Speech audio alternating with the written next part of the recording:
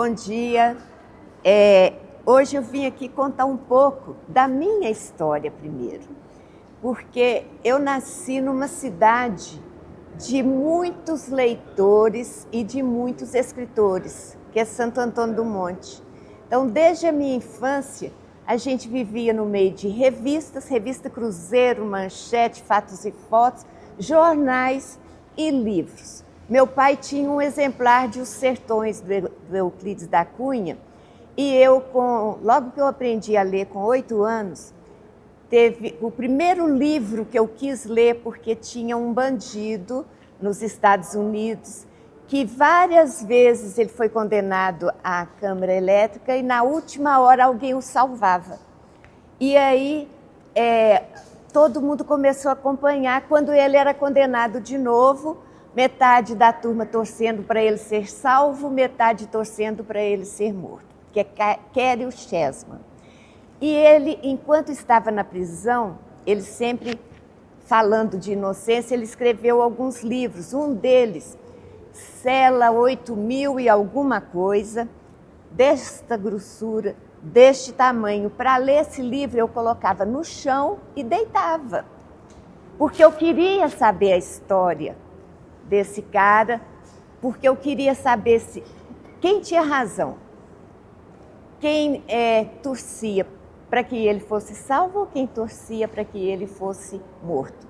E eu aprendi a ler justamente quando conseguiram que ele morresse na câmara elétrica, e foi assim uma comoção total. Nessa cidade nós temos um autor contemporâneo de Carlos Drummond, contemporâneo de uma turma muito importante, e ele é reconhecido mundialmente, mais fora do que dentro do Brasil. E eu tinha 8 anos quando inauguraram lá na cidade uma das primeiras bibliotecas públicas municipais de Minas Gerais. E a biblioteca ganhou o nome dele, que é Bueno de Rivera, e eu estava passando para ir na padaria, que passava em frente ao local que foi escolhido para guardar os livros da biblioteca, e eu vi chegando uma Kombi, porque ele tinha muitos contatos, a Kombi transbordando de livros para a biblioteca. Essa cena me marcou tanto que eu a contei como se fosse uma experiência da Maroca no livro da Maroca Amordaçado. Aquela quantidade de livros. Então, aqui na Maroca, eu conto que os passageiros dessa Kombi eram todos de papel. Só o motorista e o ajudante é que eram gente. Os outros passageiros eram de papel, que eram os livros.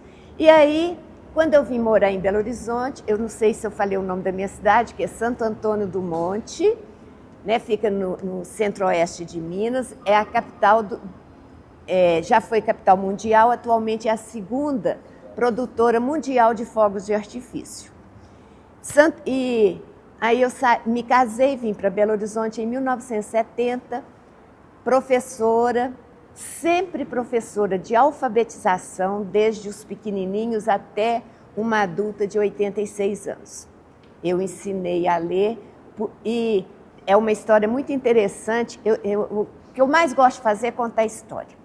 Porque eu perguntava, quando eu fui trabalhar com EJA, por que saiu da escola na idade de estudar, por que voltou? E essa senhora me deu uma resposta assim, incrível. Ela saiu porque eram muito pobres, tinha que ajudar os pais, tinha que trabalhar. E ela voltou porque aos 86 anos, ela não tinha nada dela. A casa que ela morava não era dela, os móveis não eram dela, ela não tinha nada para deixar de herança. Ela queria aprender a ler e escrever, porque ela queria escrever a história dela para deixar de herança para os netos. E ela aprendeu. Então, eu arrepio até hoje quando eu lembro disso, apesar dos anos já ter passado, porque eu me aposentei em 2005. E depois eu entrei numa comunidade chamada Orkut, que poucos aqui devem conhecer, que foi a primeira rede social, né, da internet, e lá entrei para uma comunidade de escritores, por curiosidade. Só que tinha alguns motes que eles jogavam. Vamos ver quem escreve um poema usando essas 5 palavras. Ou quem escreve um poema começando com as letras desta frase. E aí eu entrava na brincadeira, comecei a escrever meus poemas, que eu já escrevia quando criança e ganhava prêmios na escola, mas não guardei nada. Né? O prêmio maior era fazer o poema ser publicado no jornalzinho da escola. Mas eu não tenho os jornaizinhos, não tenho nada. Aí no Orkut, nessa brincadeira, um amigo que era militar, morando no Haiti durante a guerra lá, e ele escrevia uns poemas maravilhosos, cheios de erros de português. Aí eu não dei conta, eu peguei os poemas dele, corrigi todos, mandei para ele, pedi desculpas, falei assim, olha, a professora aqui não dá conta. E aí ele me agradeceu, perguntou se podia me mandar todos os poemas dele, porque lá o computador era americano. Então não tinha cedilha, não tinha tio, algumas coisas não existiam e ele não tinha tempo de ficar pesquisando. Então, aí eu comecei a corrigir os poemas dele e ele me comunicou que Bento Gonçalves, no Rio Grande do Sul, tinha há mais de 20 anos um encontro, chamado Encontro Nacional, mas ele era também latino-americano, de poetas, lá fugiu aqui agora o nome, encontro de poetas, não importa. E aí ele me disse assim, mande alguns poemas seus que eu tenho certeza que você vai ser selecionada para a antologia que eles fazem, com o Ademir Baca. E aí eu mandei, quando eu cheguei, fui selecionada, foi minha primeira publicação em livro, eu já tinha publicações na revista Amai Educando, tinha publicações em jornais, em alguns livros, mas sobre aprendizagem, porque eu sou psicopedagoga também. E tinha, inclusive, publicação em Buenos Aires, que eu finalizei meu curso de psicopedagogia lá em Buenos Aires. Mas de literatura foi minha primeira publicação. Quando eu cheguei em Bento Gonçalves, todo mundo sabia quem era Bilar. Ninguém sabia quem era Maria Angélica, que é o meu nome de batismo. E aí eu fiquei curiosa, falei, mas como que vocês sabem do Bilar? Aí agora eu vou dar uma paradinha para contar um pouco da história do Bilar, passando assim, muito rapidinho. O meu primeiro neto, quando estava aprendendo a falar, ele não dava conta de falar vovó Angélica, ele falava Bilar. Bilar. E eu tentando, o que ele quer que abre? Porta, armário, janela. O que ele quer que abre? Abre um livro? E isso foram meses. O dia que meu genro chegou e falou assim, chama a vovó, fala, vovó Angélica. Ele virou e falou assim, Abilaca. Aí todos nós descobrimos que era eu. Tinha hora que ele pegava meu rosto e falava assim, Blá. E aí, a partir daí, meu nome passou a ser Bilar. Para os filhos, para a família toda. Eu cheguei em Bento Gonçalves, Bilar, aí eu perguntei para o Ademir, mas como? Ele falou assim, você não assinou seus poemas. Você mandou um e-mail e tinha uma assinatura eletrônica lá, Bilar, de bem com a vida. E nós colocamos Bilar. E aí eu ganhei o nome literário, né? Bilar. E fiquei procurando o que mais que eu ia colocar. Um jornalista lá do Rio de Janeiro que me sugeriu, por que você não usa Bilar Bernardes? E eu adorei a sonorização, e aí comecei a usar Bilar Bernardes. Bom, depois de Bento Gonçalves, eu participei algumas vezes lá do Congresso Brasileiro de Poesia. Depois de mais de 30 anos no casamento, que eu já estava insatisfeita com o casamento, eu resolvi fazer terapia para dar conta de uma separação. Nessa terapia, eu fiz uma coisa assim, eu arrisquei. A terapeuta era excelente, trabalhava numa escola de psicanálise. O preço de uma sessão de análise dela era caro para a professora. E aí eu virei para ela e falei assim, aqui, olha, vou te fazer uma proposta, porque eu quero continuar com você. Vamos supor que seria, na época, R$150 cada sessão. Eu propus R$150 por mês e eu iria só 2 vezes por mês para compensar. Aí ela me fez a seguinte proposta, já tinha tido uma sessão, né, de conhecimento, anamnese, e aí ela falou assim, a semana em que você não estiver aqui, no horário, você vai sentar e vai escrever. E aí eu fiz isso. Levava ou não o que eu tinha escrito para ela. A maioria das vezes eu levava. E como eu tinha facilidade de escrever poemas, eu escrevia em forma de poemas. Virou meu primeiro livro, depois da separação, que se chamou Fotografias de Descasamento. No meio da palavra fotografias, o G maiúsculo, no meio da palavra descasamento, o C maiúsculo. Esse livro acabou. Eu fiz... durante 2 anos, eu mesma confeccionava o livro com dobradura de papel A4, deste tamaninho assim, muitas pessoas ainda têm ele. E as pessoas falavam que queria comprar, eu sentava, montava o livro ali na hora e vendia. Aí depois eu consegui o Vilmar Silva, da editora Nome, que fazia o Terças Poéticas no Palácio das Artes. Ele fez para mim o meu livro no tamanho que eu queria, costurado à mão, com orelha, lombada, do jeito que eu queria. Era um livro deste tamanho, mas ele era uma miniatura de um livro do jeito que eu sonhava. E aí eu só tenho 2 exemplares que ficam, não trouxe, porque quando eu levei a Tiradentes, eu acabei perdendo o último exemplar de um livro meu, porque eu não consigo falar não nessa hora, aí eu não trouxe para mostrar, mas ele fica dentro de uma redomazinha para poder ficar lá escondido. Bom, aí ainda professora de escola pública, eu comecei a fazer cartões postais, esse aqui é uma miniatura de um cartão postal.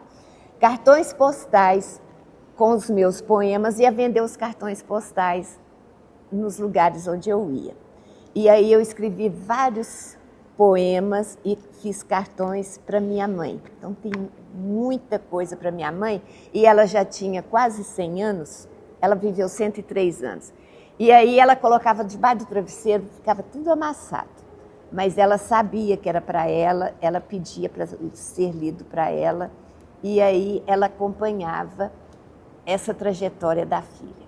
Depois, aí eu comecei a levar os cartões postais para dentro de um livro sobre a minha cidade. Samonte é o jeito carinhoso como nós falamos Santo Antônio do Monte. Eu pedi para publicar, levando os postais para dentro de um livro, Samonte de Minhas Lembranças. Mas foi um projeto assim, meio maluco também, eu nem posso reclamar de alguns poemas que o contraste não está muito bom, porque o Haroldo Pereira, lá do Psil Poético, me telefonou e falou assim, Bilá, você está marcada para fazer um lançamento no Palácio das Artes do seu livro novo. Eu falei, mas que livro? Não, o Irineu Baroni, que é o que fez a edição para mim, falou que está terminando um livro seu. Eu tinha 15 dias de prazo para achar uma gráfica e que imprimisse para mim e me entregasse a tempo. Aí eu consegui uma gráfica lá em Lagoa da Prata que fez para mim o meu livro, tão bem feito também, menor do que isso aqui, né? Que quando eu tive os netos gêmeos durante a pandemia, eu coloquei 2 exemplares na caixa de brinquedos. Eles existem até hoje, eles não foram destruídos, eles estão amassados, mas não foram destruídos. Então, foi o meu segundo livro solo. Agora, porque eu pedi para que a gráfica me entregasse algumas folhas, porque eu queria ensinar nas escolas a costurar os livros. E aí eles me entregaram, eu ensinava e fazia assim, ó, mini livros com os mini cartões postais. Ensinei muito na escola, agora eu não vou mais às escolas ensinar isso, e aí eu dou de presente para quem quer ganhar. Tá? Bom, quando a gente começa a escrever, não para mais. Né? E aí eu fiz uma pesquisa de 16 anos, agora muito mais do que 16, quase 20 anos, sobre genealogia da família, que deu este livro aqui, ó, que eu tenho fotos dos meus tataravós. São 2.708 pessoas neste livro, 1/3 delas tem foto da cidade lá de Santo Antônio do Monte. Depois eu fui fazer uma cirurgia de alto risco e eu tinha escrito a minha história enquanto professora alfabetizadora, que eu queria que as professoras soubessem. Gente, meu tempo está acabando, acabou. Eu vou só passar os livros, tá? Vou deixar essa história para contar para vocês depois, deste livro, que foi feito assim a toque de caixa. Fiz o meu primeiro infantil, que é Bichinhos nas Nuvens, que tem a ver com a brincadeira que a gente tinha na infância de procurar formas nas nuvens. Fala de uma viagem em que a brincadeira era procurar os bichinhos nas nuvens. Organizei uma coletânea na AGEB, MG, que é onde eu estou presidente, mulheres que conseguiram, foi um concurso primeiro, mulheres que conseguiram sair de relacionamentos tóxicos, elas foram convidadas a escrever sobre esse caminho que elas trilharam para servir de exemplo para outras. É uma coletânea linda que a gente apresenta. E escrevi o meu primeiro romance, Maroca Amordaçada, foi classificado no concurso do Ministério das Mulheres em 3.000 inscrições, ficou entre as 150 primeiras. O Anelito Oliveira gostou, publicou e agora está concorrendo ao Jabuti. Então, é o meu primeiro romance, onde tem inclusive aquela história da biblioteca que eu contei. Já viu, professora fala muito, né? Mas o tempo é tempo. Quem quiser, eu conto as histórias ali que faltam. Obrigada.